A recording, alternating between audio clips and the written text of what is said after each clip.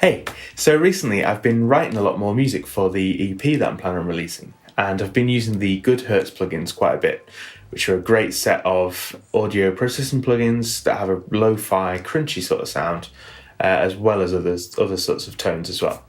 And I've also got Keyscape from Spectrasonics, working with the pianos and the electric pianos and the other kind of collector keyboards that it involves.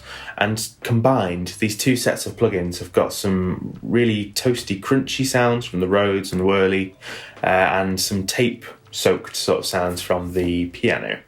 And I thought we'd just have a look at one of the tracks I'm working on at the moment, dive in and just see what sort of sounds these plugins are having in the mix. So let's take a look at that track now. We'll just dive into some of the channel strips I've got going on. So the very top is the Rhodes, and this is, as I said, the Keyscape Rhodes. If I just turn off these Goodhertz plugins for now, we'll just have a look at the Keyscape patch. So, as you can see, I'm using the Rhodes Classic Ballad. So it's the ballad version of their Rhodes Classic EP, and it's got this sort of sound.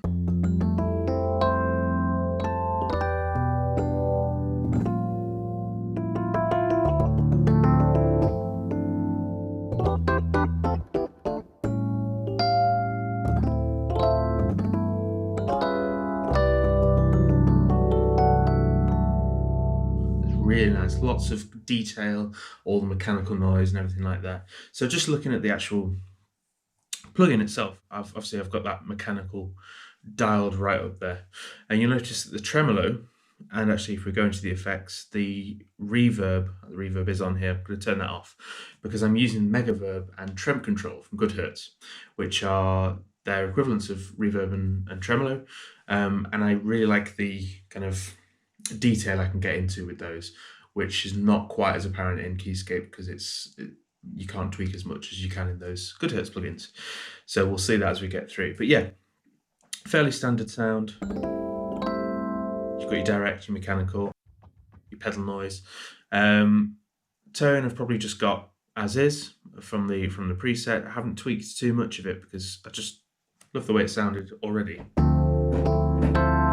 It's got some bite when you really jump in as well.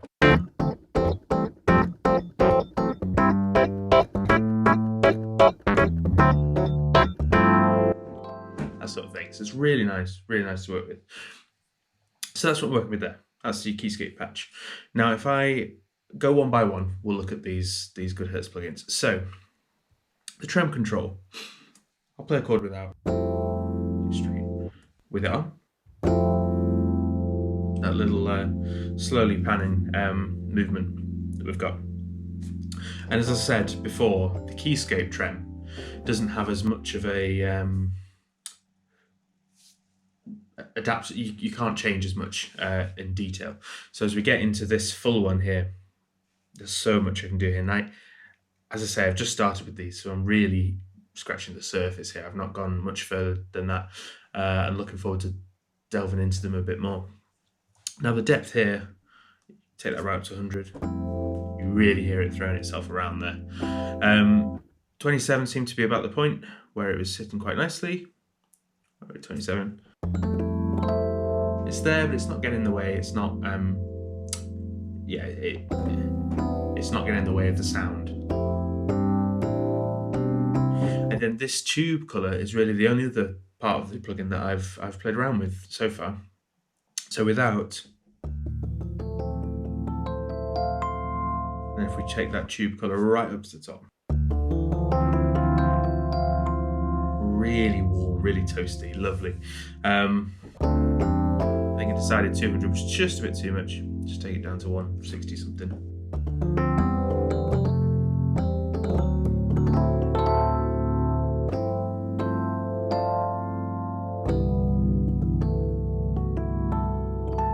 Really nice. So that's where my tremolo kind of sat there. I was happy with that. That sounded pretty good. As I say, there's so much on here that I'm sure I'm going to have to dig into at a later date and show you guys how all that sort of stuff works. But for now, that was doing the job I needed. So if we move on to now the Vulf Compressor, and you'll notice you can hear that noise now from some of the settings I've got dialed in here. So this is the big one. This is the Vulf Compressor. and I'm kind of using it as a compressor. You know, it's not doing an awful lot. If I turn it off there, in the way of compression. But what it is doing is giving me a bit of the wow and flutter. There, 16%, a little bit of a whoa sort of thing going on. If I knock that right up, you'll hear the difference.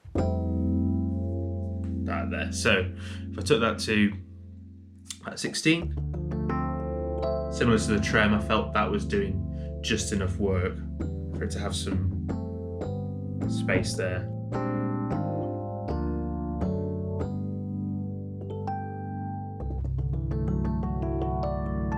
And the tube colour of that tremolo really coming through. It's lovely. It's really nice to play. Just sit here for hours. And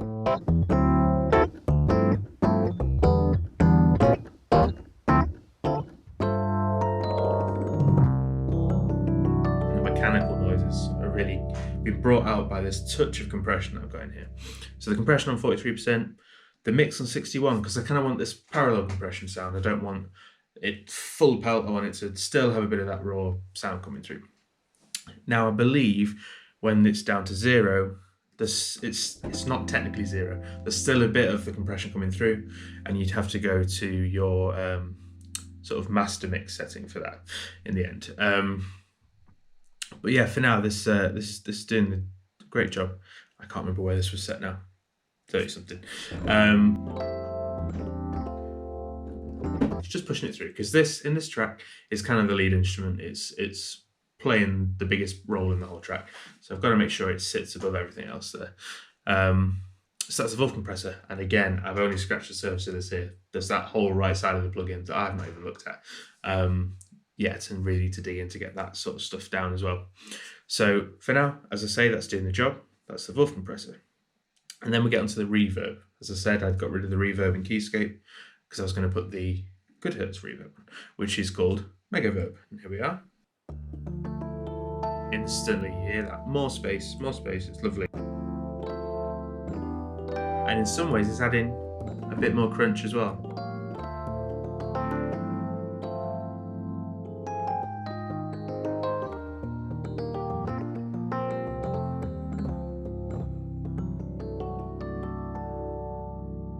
Just brightens it up with some space. It's quite a long reverb, 3.5. Got it on quite a low mix. As I say, in the mix, in the track mix, you know, the reverb isn't quite as dramatic as that sounds there. But what I love about this reverb, it's so organic analog. It doesn't sound as digital and as processed as it could do. So yeah, that really adds so much for my ear. I had to play around with this analog dial as well. That adds here just a bit of that crunch. Played around with that more in the second patch that I'm going to have a look at, which is the grand piano one. But here I've got enough crunch from the Trem, from the Keyscape itself, and from the compressor that, you know, I left that alone for now. So yeah, that's my Rhodes patch there, which is quite warm, quite wide. It kind of fills that gap really nicely, and I think I may have even thrown this chorus on. Give it a bit of an 80s feel. Which is just it's the free actually, the TAL Chorus LX, which is the emulation of the actual unit from the, I believe it's from the Juno 60. And again, that just widens that stereo image, makes that sound a lot thicker. So that's the Rhodes. We're going to have a listen to how that works in the track now, just in the opening. There's a little bit of percussion underneath that and a little bit of Hammond and stuff going on as well, but that Rhodes patch is definitely the main thing there in that section. So this is the opening with the Rhodes and the percussion and the Hammond.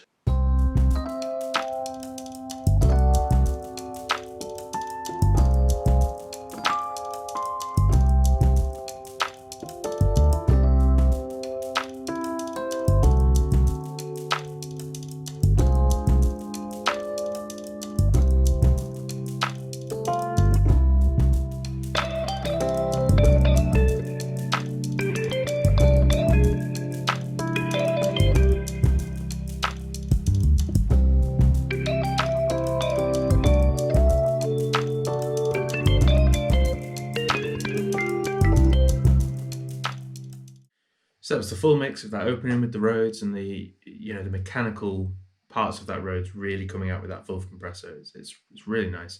Okay, the second channel strip I'm going to look at, as I've bounced and placed everything else because my laptop couldn't take the screen recording and the playing of everything at once. So I've just got this Rhodes and this grand piano patch to look at today. It's a Steinway 1949, I believe, from Cinesamples, which is the piano in blue. So here it is. And it's, I believe it's the piano Bill Evans used for some recordings back in that kind of jazz era. So it's definitely got a jazzy ballad, Bill Evans sort of sound to it. So it sounds a bit like this.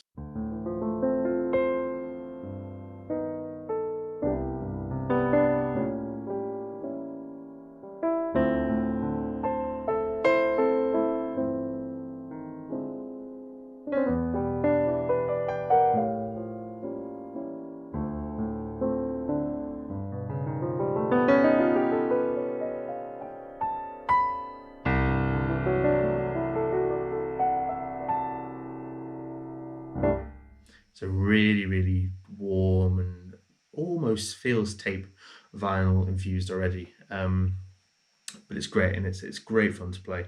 It's just have that sound at your fingertips. So yeah, that's your piano in blue. Now, I've used that sound just stock as it is quite a few times, but for this one, I kind of played around with the Goodhertz plugins again, using pretty much, in fact, yeah, the same ones that I'd used for the Rhodes track, bar the Trem Control. So I've got the Megaverb and I've got the Vulf Compressor on there. And this is what sound I've got from it after they've been put on.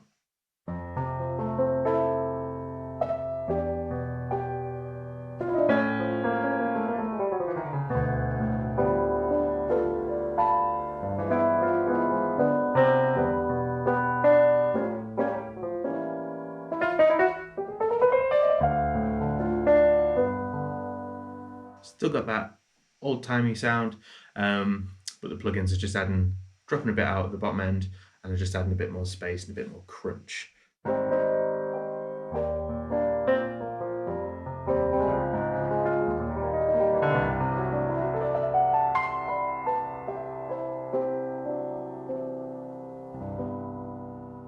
So if we actually just take a look at the plugins that are on this piano channel now. So the Megaverb, as I said, the Goodhertz plugin from the Rhodes, we're using that one. So here, a much shorter reverb. It's just the 1 second there as opposed to the, I think it was 3 or so on the Rhodes, and a much higher mix level as well. So 64% there rather than the 30. As I said before as well, the analog lo-fi setting I have actually put up here. I'm just using that. The higher I put that, the crunchier this reverb is really. So it's just giving a little bit of crunch, a little bit of spice, just push it through and give it that kind of degraded lo-fi sort of texture. And again, not really done much else. The sounds just come out of this thing, almost instantaneously with the presets. So I haven't tweaked them all that much. A bit of a filter going on so that we haven't got the bottom end having the reverb on, but I've kind of taken that out with an EQ anyway at the end. So a much brighter sound, a much thinner sound, and a much more kind of warbly sound, which we'll get to now in the Vulf Compressor. So Vulf Compressor for this one. Again, more kind of parallel because we've got 32% of that mix, a less wet compression there. Lo-fi is right up. So I only had a little bit of lo-fi in the Rhodes. Here it's on 75%. So we're really getting that lo-fi sound. And the wow as well, the wow and flutter, quite a bit higher. Again, if I take that up to the top, you really hear that. And that's a real kind of vinyl-y lo-fi texture. 20 odd was just about enough. Just to hear it warble a little bit, just a little touch, and quite a bit more compression on this, 65. Yeah, and these are all, slightly tweaked presets. So I'm on the 2-bus glue preset there in parallel, and I've just tweaked some of the lo-finess, so it sounds a bit more warbly and a bit more kind of crunchy. So yeah, there's that. That's the Vulf compressor. And then all I've thrown on the end of there is just a little EQ just to take some of that lower end out of the piano library, which I do anyway, because it's quite a beefy bottom end on that library. And this just kind of brightens it up a bit and just keeps it simpler in the mix. So, and that's the piano, yeah. So let's have a listen to that piano's first entry, just have a listen at how this works with the Rhodes and how they kind of complement each other in their kind of lo-finess and crunchiness. So here it is.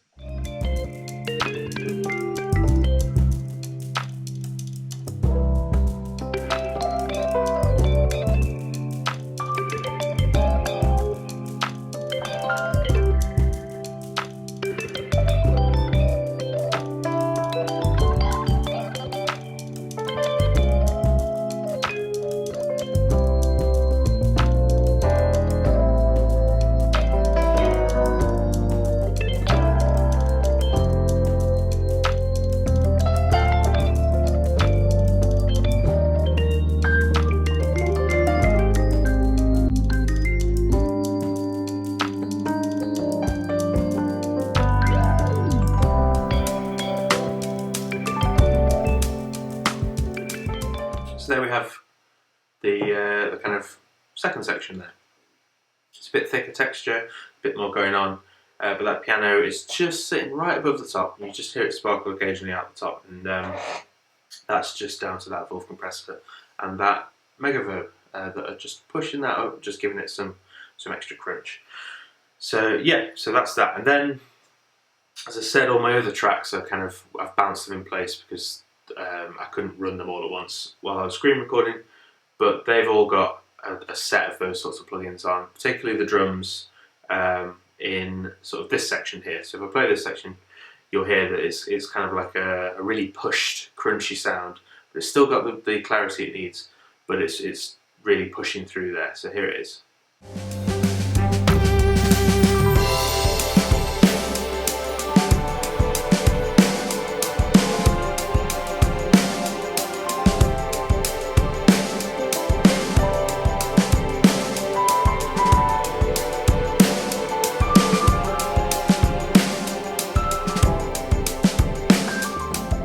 That there, it's almost like a drum loop, vinyl loop sort of thing, and that's really pushing the Vulf compressor there, just really pushing full compression, full. I think there was quite a bit of lo-fi on that one as well, just to give it some texture. So yeah, so that's how I'm using these plugins, and as I say, I've only really just started using them, really just started dropping them into these tracks. And they've just taken some of these separate instruments up to another level in the mix, really. So that's the Goodhertz plugins in conjunction with Keyscape and the Cinesamples Piano and Blue library. I'd encourage you to check them out. There is a free trial of all of them. You can have a full trial just to test them out, which is what I'm doing currently, but definitely with a view to getting hold of some of these. So yeah, check them out. And I'm also going to paste the settings that I've got for each one of those plugins into the description below, so that you can use them in your own music if you wanted to. So yeah, thanks for watching, and I'll see you next time.